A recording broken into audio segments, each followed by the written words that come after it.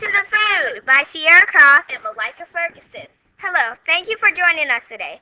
Well, let me introduce myself. My name is Sierra Cross. And my name is Malaika Ferguson. We titled this animation Fly Me to the Food. This is a keyframe animation. A keyframe is a computer generated in a given time trajectory. We called our animation Fly Me to the Food because our animation is about a girl is walking to go inside White Castle. Then all of a sudden, birds come down and fly her all around in the air.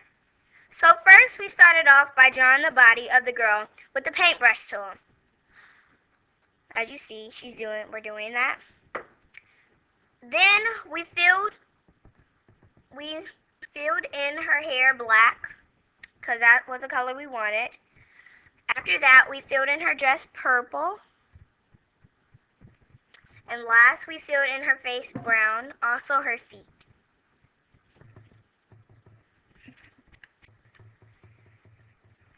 The next step we did was we added the birds in with the paintbrush tool.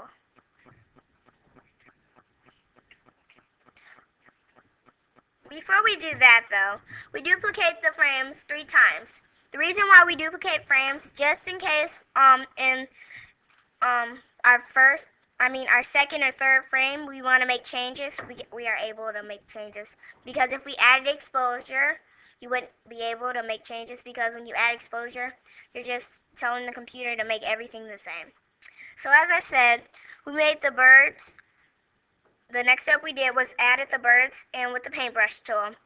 The birds look thicker because we just adjusted the brush size over there under the panel of colors.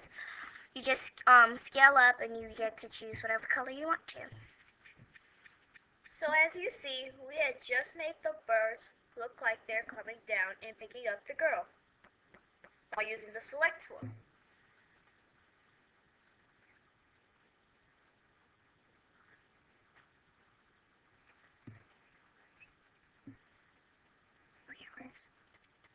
But we erased so we can make it look like the wings are flapping before we did that.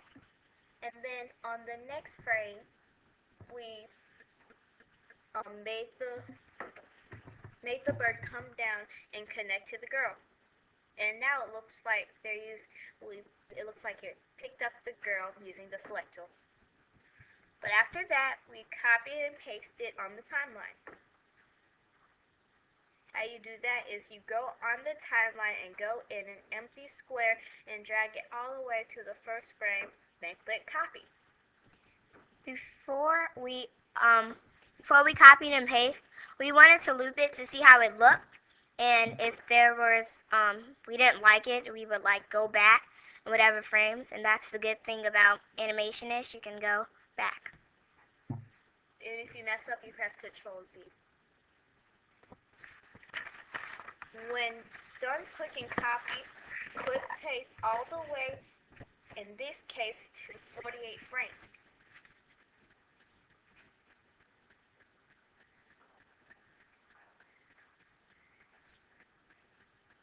Highlight, copy, Paste. next frame, Paste. You highlight, and then you copy, next frame, paste. all the way to 48 frames. An animation wouldn't really be complete without a background. So we clicked on background. You have to make sure you click on background. In our animation, Malaika and I wanted a bitmap background on White Castle because we were hungry at the time. So all we did was we went on the internet and we went to Google, but if you wanted to, you can go to Bing, any search engine.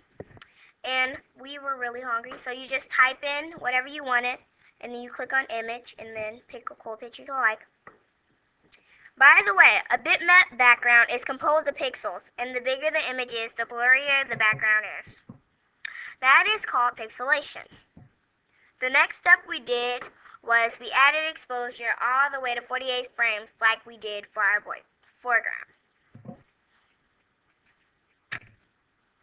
Now we went to the foreground and added a keyframe on the first frame, on the first, third, and last frame.